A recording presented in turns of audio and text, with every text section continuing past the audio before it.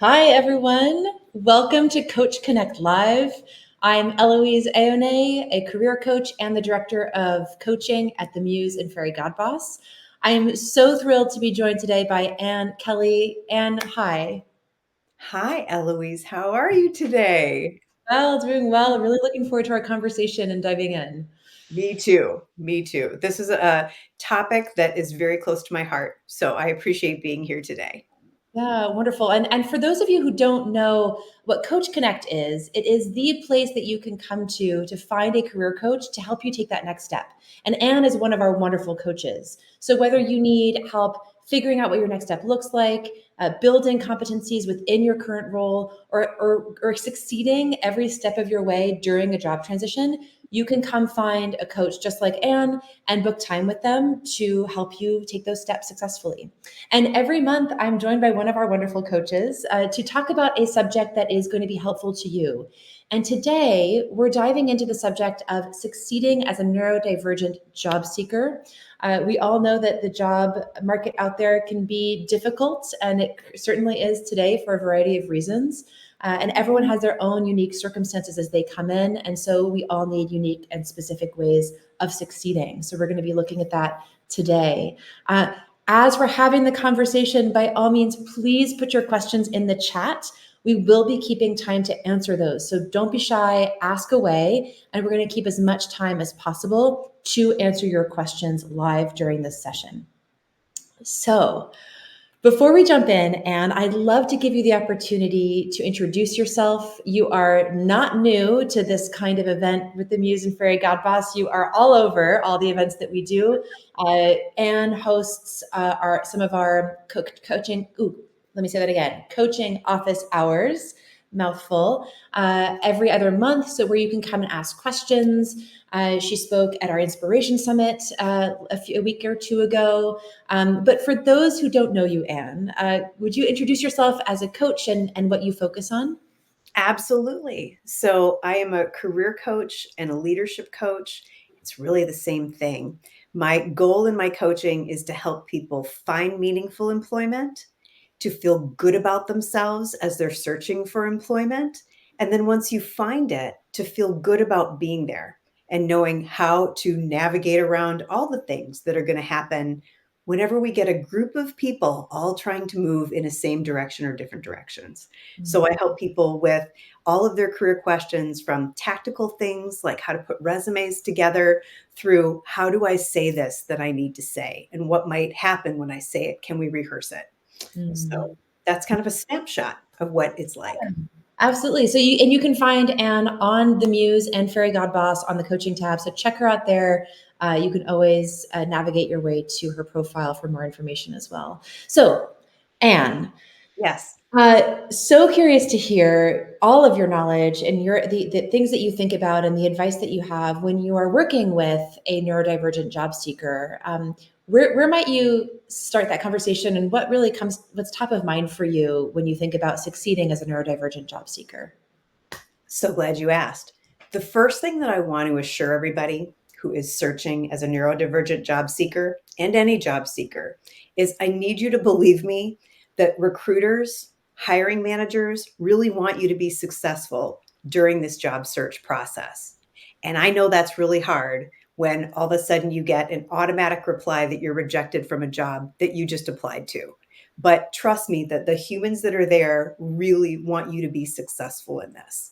So the question usually comes up. It's like, all right, well, how can I be successful? And I have three words that we go over and over again when we're working on our job search, and that's prepare, understand, and control. Mm. Prepare, understand, and control. Prepare is preparing for your search, and we're going to give you more information on that. Understand, and accept the process. Mm. And the third is understanding and accepting where you have control in the job search process, because you do have control, even though it's going to feel like you don't have control a lot. Mhm. Yeah. Nice. So, yeah. And everybody's looking for a job with an end goal of securing meaningful employment. Not Mhm. us money coming this way towards us, but meaningful employment that makes us, we wake up and we're looking forward to where we're going to and what it is that we're going to do. That's all of our goals, and we deserve that. And what we often overlook along the way, Eloise, is we overlook feeling good about ourselves during the search process, Yeah. right? It feels like it's criticism, Mhm. right? Oh, I'm lacking these skills. Oh, they won't answer my email. They won't do this. But we have to count the wins along the way. So Mhm. that's, I think, a really important part of this is all of us remembering that, and this is where control is really going to come in, of the things of which we have control, we have to give ourselves a pat on the back, a gold star, whatever our reward mechanism is. I'm a fan of coconut cake. There's one sitting on my counter. But for each step you do, we need to pause and feel good about that. We can't wait for weeks down the road for when an offer may come down the pike. That's Mhm. way too far away. So Mhm. this is going to be part of it, is understanding control. So Yeah, yeah. So what I'm hearing is it's not just what are the steps I need to, the tactical steps I need to take, but it's also how should I be thinking about this and where yeah, should my mindset be around this job search that's going to not only make it a much more enjoyable process for us, whether there are things that happen out of our control or not, which there will be yeah, always, right? mm, But absolutely. also you're going to be showing up as that, as the candidate that's going to be working for them in a fulfilled place, in a good place, and that the match is, I assume, so much more likely to happen in that case, right? Absolutely. That's exactly right. That's Yeah. exactly right. I always say interviewing is kind of our best behavior, but we shouldn't feel like we're not being ourselves during Yeah. that time. Yeah. So you talked about mind, the frame of mind. So I have all of my clients talk about a mind shift. And the Mhm. mind shift that I ask them is, the mantra I offer is, job search is chaotic, disorganized, and unpredictable, but I do have control. So it's chaotic, disorganized, and unpredictable, but I do have control. And Cool. we're going to talk about that. So should we go into that? Let's talk Let's about jump in. I'll Yeah, give you some absolutely. practical tips, because you're Great. all probably thinking, I get it, I get it, I get it, but how? How do I do this? Yeah. All right. So first, no, employers still do have legal obligation to comply with ADA. And ADA does mean that employers have to provide reasonable accommodation, and neurodiversity counts as Mhm. part of that. Mhm. So there are things you can ask for in the hiring process in the job application part. So this is the preparation part. First, for preparing, it's not a bad idea to get a coach or an advocate, Mhm. somebody to help you alongside, because it's a lot to keep track of, and again, to keep our enthusiasm up. There are great organizations out there. If you have not tuned into the JAN network, JAN, Neurodiversity in the Workplace, Disability Jobs, Inclusively, also the Muse. These are places that either will help you navigate the search, or in the case of the Muse does such a great job of how they showcase each employer. So you can watch videos of people who are in the organization. You can read about the company in different ways. A lot of time is spent by the organization working with the Muse to put that together, so you can start to really get a feel of the organization. Mhm. And then networking.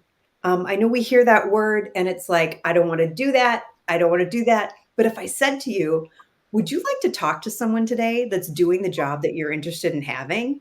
All of us would be like, absolutely. Or would you like to talk to somebody who has your dream job? It's like, I'd love to. That's what networking is. It's just talking to other people and saying, tell me what you do. I want to learn more. So Mhm. that's part of your preparation. It's really getting your setup ready. Mhm. Then we get to that kind of the understand part, right? And this is going to start when we get to applying. So there's applying, and then we're going to go to the interview stage. All right. Mhm. So we talked about pre applying. Now we're going to applying. Now we're going to the interviewing stage, and then the interviewing stage. Applying. You can ask for all kinds of things. You can ask, is there an optional way to complete and submit the application? You can ask, is there an informational phone session that we could have prior to interviewing or prior to me applying? You could ask, What questions do you typically ask at interviews that I can prepare for? You can Mhm. ask for the names of the interviewers who might be interviewing you. You could ask expectations on dress or appearance. Is this camera on, camera off? Info sessions. Does the company host anywhere any sort of info session about who they are or their process, their application process, their hiring process, anything you could be a part of? They usually are doing that. They just might not have it out publicly. Right. But if you ask, they might invite you to something like a college campus where they're talking about something, and it would be virtual. Visits to the organization. Hey, I'd love to just come in and just visit it before I accept the interview. Mhm. I know you're thinking, like, can you really do that? Absolutely. Yes, you can. Yes. All applicants can ask that. If Mhm. we don't ask, then the answer is no. If we try to ask, we might get a yes. Mhm. So Mhm. it's always worth trying to advocate for what it is that you need during the search. Yeah, and that's really the thing. What I love about the two pieces that you've already spoken about, like how do you prepare, and then what do you do to be successful in that application process? It's what I'm hearing is check in with yourself and figure out, what do I need to be successful, right? Like if I need that accountability partner because I know I'm going to procrastinate and not prepare properly, then let me take that step and find that person, right? Yeah. Let me get the information that I need. And then also in the application process, if I know that I will go blank or get incredibly nervous or have problems with recall, right? Let's say, uh, and I would be so much more successful with the interview questions in advance. That's something I know about myself. You can ask for those things, right? And as you said, if you don't ask, you're definitely not going to get them. But if you take that time to figure out what you need and then do something about it, not only is it okay to do that, but you're going to be so much more successful as a result. And you'll see that a few organizations, Amazon actually has an entire pages on what you can expect at the interview. And it Mhm. covers lots of these things. They put it out there for you to be successful. Yeah. And so there aren't as many surprises. They have the format, the star format is an easy grid for how to answer interview questions. Mhm. So people always say, but isn't that cheating to get the answers or the questions ahead of time? Even when organizations give the questions ahead of time, you would be shocked at the number of people that do not prepare at all. Mm. So not only when they give you those questions, can you prepare your answers, know that it's okay to come in with notes if it's live. Have notes if it's a you can say, I do have notes with me. I want to make sure that, I cover everything I want to cover. You can say those things. It actually Yes. can sometimes put your interviewer at ease because Mm. it makes them feel a little bit like they're on the spot and supposed to be the perfect interviewer. So ask for what you need. Sometimes it turns into something that everybody in the candidate pool gets. And then Yeah. you helped even more people, or it starts to become something that they just start doing in the organization. Mhm, Yeah. mhm. Yeah, and about notes in the interview, Yeah. I feel like that's a question that I get all the time from people. What can I bring? I think we all put so much pressure on ourselves during the whole application process, but to use this example during the interview, to arrive with all the answers perfectly polished, everything prepared in advance perfectly. That's just not the reality of how we communicate. And what I like to say is, go into this meeting, because it is just a meeting, Mhm. like you would prepared for any other meeting you might have. Like if you walked into a meeting at your current, or previous employer, and you didn't have your computer, you had no notes, you hadn't thought about an agenda, you hadn't prepared what you were going to bring in and talk about, people might be a little disappointed in you and perhaps question how well you're doing your job, right? So coming in with notes, with prepared answers, with things that you can reference, it's the same thing. Coming in with those notes actually makes you look even more prepared and even more engaged and interested in the position than someone who comes in and tries to wing it. Yes, absolutely. We look real. We look real. And again, that puts if you're unfortunately in front of an interview committee, because that can be a little tough to be in front of a group, Mhm. that really helps everybody be at ease. Yeah. Um, a huge secret. Are you all ready for the huge secret? Yeah. Huge secret. Most people are really bad at interviewing. They are hoping you don't notice, but Yeah. most people don't have practice at it, and Mhm. most organizations don't prep up their employees on how to give a good interview. Mhm. So we're going to jump ahead a little bit to control, but that's one of the places where you have control. You Mhm. going in with some semblance of order and saying, I do have a couple notes. I want to make sure I cover everything. Are you all right if I take a few notes during the interview too? That it's sort of like, oh, okay, good. The candidate's got this. Yeah. I'll be okay as an interviewer. Yeah. So it helps for that part too. Yeah. I love it. Something else with interviewing, you can ask for a written agenda of the interview. What clear designations for questions, how do you see this flowing, the interview flowing? Mm. I asked for that once with an organization because I just wasn't sure if they had it all together.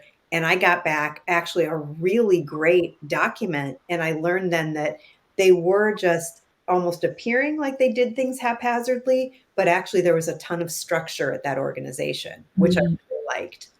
Mhm. You can also, here are the two big ones that I know everybody's nervous to do.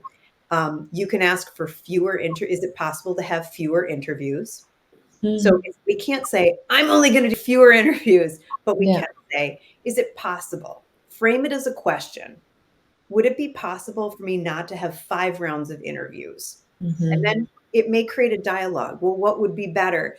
I'd rather interview with 2 different groups of people. Is that a possibility? And Mm. maybe it is, maybe it isn't. We don't know until we ask. Mhm. The other thing would be just that fewer interviewers. Yeah. It's okay if they send you an agenda and it's a 7-person panel interviewing you. You absolutely have a right to say that I I'm not exactly comfortable interviewing with 7 people. Is it possible that that could be broken into multiple interviews? Again, Mm. that might work for you. That's fine. I Mhm. worked once at an organization where uh, some people had felt very left out of the interview process. So we would literally sit as almost an entire office interviewing candidates. And it wasn't until a candidate asked, that's a lot. I don't know that I can sit in front of the entire group. And it created this lively discussion inside the org. And finally, it was like, you know what? I said to the owner, I said, a lot of people are really not very good in those interviews. They ask Mm. bad questions, they derail the candidates in a negative way. And it became an excuses for the org to say, look, this isn't working. So we're Right. going to divide up who does what interviews. So Mhm. again, we can often influence culture and change it for the greater good by Mm. advocating for something that we need. Mm. All Mhm. right. Understanding the process. Let's talk about understanding this job search process, right? Yeah. We're going to go back to this mind shift mantra, which is job search is chaotic, disorganized, and unpredictable, but I have control. Okay, would you say it with me? Everybody say it with me. No one's listening. Just most of you don't know. So, job search is chaotic, Quick, disorganized, and organized, unpredictable, unpredictable, but I do have control. but I do have control. Yeah. Excellent. All right. So once we can start to get our head around that, we spend less time saying, well, why didn't they email me back when they said that they would? Well, because sometimes it's chaotic. Somebody who probably needed to give an approval didn't give the approval and then left for vacation. And now they promised you something next week and the week has gone by and you haven't gotten it. Okay. Mhm. I'm going to give them benefit of the doubt that they're trying their best. Mhm. That's where we're going to leave it, right? Mhm. Um, the other part of that is you're believing that you weren't selected because it's you personally. Yeah. It's It's so something, hard. right? Oh, this is awful. Every interview we go out there and we are feeling vulnerable. Mhm. But if you ever get an opportunity to sit on the other side of the table and select the candidate, it is so hard to pick from the different people. And often the reasons that one person is chosen over another are so slight. They are not what we think they are. And they're almost never is it that person wasn't as prepared as that person, Yeah. or Yeah. that person had 9 years of experience and that had 2. anything can go any way with that, which is why we just have to show up and do what we think is our best job and feel good about what we showed, how we showed up, and what we shared, and what we were able to do within that whole interview process. Yeah. That's where you have control of how Hmm. you move that forward. Yeah. I loved your point of, oh my goodness, my mind of, oh, I'm gonna go ahead. You go ahead and ask your question. I No, literally just, I was going to say, yeah, it's something that I like to, went out your, but it'll come back. It'll come back. it Uh, will. One thing I like to think of, I always say this to myself in these circumstances, I say it to my clients too. As long as you're trying and as long as you're putting yourself out there, your next job is there. Like it most likely already exists. And it's just about you continually moving forward and looking for for the next opportunity to find it. Because it's out there, right? It's just a moment of like, when is it going to come together for all those different reasons? Yeah, uh, that some of them are in your control and many of them are not, right? But it's out yeah. there. Yeah. My joke on that is the good news is you are going to have a job. We just don't know where it will be and when you'll get it, which are the two That's right. things you want to know, right? Exactly. I know Yeah. the point about it being a meeting. Mhm. Much like networking, I said, if you kind of throw out any word that you don't like the sound of it, and you Mhm. just say, how would you like to talk to somebody about the job, you want to do, and what do they think of it? Same can be true for the word interview. It Mm. is a meeting. Yeah. It often, I'll say to people too, I approach them like a consultation. And Mm. so it's sort of like, let me tell you what Ann M. Kelly can do if you were to bring me into your organization, but I'd like to understand what your organization needs right now. Yeah. That's interesting. I might be able to help you with Mhm. XYZ. And Mhm. if I approach it that way, my nerves are not as high. I feel like it's much more civil and that Mhm. it's not this, oh no, I'm sitting in judgment and am I the right fit? And oh no. So really coming up with a mind shift or a Mhm. framing of it that works for you. And that's another reason to connect in with groups and coaches Yeah. is that's something that we can all work on. And it's not as though we say it once and we've got it and we're smooth sailing. These are Yeah. constant reminders that we Yeah. need for Mhm. ourselves. So, Mhm. Yeah. Yeah. Yeah. well, I love what you just said yeah, about the consultative approach. It's like, because what it does is that it takes it away from me and my performance and having to be perfect, that feeling that we all have, or a version of that, and rather shifts it to outward. So it's about, there's curiosity, let's figure this thing out together. It's more of a collaborative approach, and I think that that's incredibly helpful when going into these interviews and these situations where we feel like it's they're scrutinizing you. That's not true. I mean, they are. It's only part of yeah. the reality, right? That you're if you can approach it in that collaborative mindset, it's going to be more fun and more conversational. I asked once, and I think I kind of just stumbled over my words, but what came out was, why are you interviewing for someone right now? Mm, And I realized when I said it, I thought, oh, that was such a dumb question because somebody must have left or gotten fired, and the room got quiet. And they said, well, I'm not sure if you heard that we're a difficult department to work with, but we're really not. And they started to reveal all of these things. And I got to kind of jump on that. I'm like, tell me what you mean by a difficult department. And what they described, I actually thought sounded pretty good. But, that also gave me information I never would have gotten because absolutely. I made an error and I just kind of sat confidently with it and looked at them and all of a sudden they gave me all this good info. So Interesting. so Yeah. there's a moment of control, Uh-huh. right? Of asking something that was on my mind. I have a right to ask. They didn't have to answer it. Um, Hmm. when it comes to control, okay, the yeses, you do can control any correspondence that comes from you towards someone else in Yep. job search. You do not have control over other people corresponding back to you. So Mm, things that come your direction. You do have control over your interview question responses. You yep. actually do. Yep. Uh, I'm going to tell you 90% of interviews, you can predict exactly what they're going to ask. Yep. They're going to be, they call them behavioral questions. So they're not going to be technical. They're questions about how you work with people, what happens when a team goes well, what happens when it doesn't go well in a team. Have you ever led people? When have you stepped up as a leader? Have you made a mistake? These things, you can prepare for these things. Yeah. And then when they're asking you questions, your mind's kind of looking at how they respond, and you're able to focus on other things, knowing that I already had this question prepared and ready to go. What you can't control, your interviewers' responses or behaviors. Yeah. So nothing you can do about them on that side, but that's for them.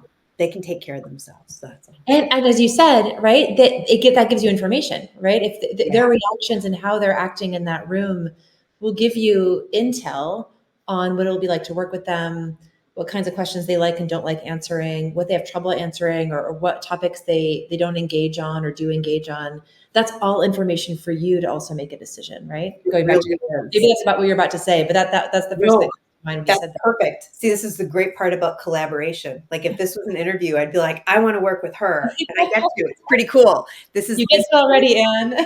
Yay. There we go. There we go. The other big one that always is asked, when it comes to control, you do get to control whether or not you disclose that you are neurodivergent. You get to decide that. And asking of questions of accommodation in interviews does not mean that you are or not. It just means you've figured out how you perform best and what the circumstance should look like. Right. So it's not a giveaway. If you say it's best, I find that it's best if I can have the questions ahead of time. It's not a giveaway. In fact, encourage everybody you know to do these things. And then it's not an odd request. It's, well, that does come up from time to time. So we're always having to advocate, right? We're always doing that. Anything that we need. I tell my husband, for working families, I'm like, you need to leave some days at a weird time, because otherwise you make it, seem odd. Like you can't always be there. You can't always say yes. Help everybody, right? I work with clients that need visa sponsorship. Every single job says we don't sponsor visas, or will you need sponsorship, which means it's rejected. But every organization has people with visas working in it. Of course they do. So it's how do we make our way to the people to get the things we need for them to see who we are and get hired? Yeah. Because we all have amazing things to offer. We really do. But we have to help people see that there can be a tremendous asset to something. Yeah. So, all right. What else? I think those are my main points. This has been so great. Those are my main things for you today. Yeah, amazing. I know we have questions that have come into the chat. So let me take a look and see what I can find here. Right. Okay, we have an anonymous question from someone who has an interview tomorrow. Break legs, as we say in the theater, Godspeed, whatever other expressions we have, right? And this person says, I have an in-person interview tomorrow, and I have no idea how many people will be on the interview panel. You might have already answered this, Anne, but will it be okay if I bring notes to the interview, and can it be notes with possible interview questions and answers? Yes to all of that. Absolutely, that preparation. And when I do that, first of all, that level of preparing them for yourself, sometimes you don't even have to look at them very often, because you actually did your homework. Yeah. So, that's a great thing to do. Bring it with you. I would recommend just keep it small and organized if you can, or just pages you can flip, and it's all easy, as opposed to some big legal pad that you keep flipping the pages over in person. Yeah. But I also think you can, because you have an advantage here with an in-person interview, there's another excuse that they've given you. They've handed it to you. You could say it's been, or in-person interviews, I'm curious, can you tell me about your process? Is it going to be a group of people, or, could I get the interviewer's information ahead of time? I always like to do a little bit of homework on who I'm interviewing with. And you don't have to do a lot. Just look them all up in LinkedIn and just kind of like make a little grid. Totally. I made a little grid with the names and said, oh, and you do this oh, that's great. And then I'd say, now I looked at everybody's extra activities. You follow such and such group. And Yeah. half the time they're like, oh, I do? I didn't know that was on my profile. And then they kind of like you. They're like, oh, wow, Yeah. you know amazing information about me. You're like, I just That's what I do. Yeah. Yeah. Yeah. homework. Yeah. That's great. I love that question. And congratulations on the interview. That's Yes. really Congrats on the exciting. interview. Enjoy it. Mhm. And here's another mind shift. Okay. Instead of I'd be freaked out. I have to walk into this interview. Oh my gosh, it's judgment. I'm not going. I want to do it. I don't want to be here. Who does? Yeah. Instead, I literally keep saying to myself when the nerves start to get high, I say, Anne, how nice is this that a group of people or a person is taking the time to get to know you? That is really kind. And Mhm. how lucky are you to get to know this other person today? That's Mhm. great. And I Yeah. hear myself saying that, and I hear, it's like, okay, come on. But Come on, really, girl. it Yeah. calms me down. It calms me down. It's like, that is what that is. Two Yeah. humans are taking the time to learn something about each other. Yeah. That's lovely. It's So if that lovely. helps you, carry that with you. Carry that with Mhm. you. Yes. Mhm. Yeah. I love that. I love that. Oh, can I add to this one Of too? We never course. get in person anymore. It's so exciting. Yeah. Feel free to take a stack of thank you notes with you. And you can often sit in the lobby and just quickly write out thank you notes and leave them with Mm. the organization, and no one does it. No one does that anymore. But they Differentiate used yourself, like, to. Mhm. man, are Yeah. they in it? You don't have to, but just a Yeah. thought. Mhm. Extra little thing. I love that. I love that. Gosh, we're already at time. There's so much more to talk about. We had a bunch of more questions come in. Everyone, we will be taking a look at these. Ask them in the community at Fairy God Boss. We'll get some answers for you there. So don't hesitate to put your questions there.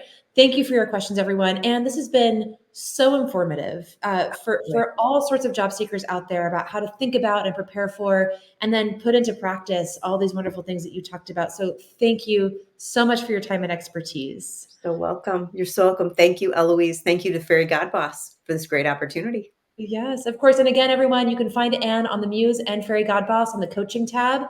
Just search for her there if you want to book some time with her. And we will be back next month with another topic and look forward to seeing you there. Talk to you soon, everyone.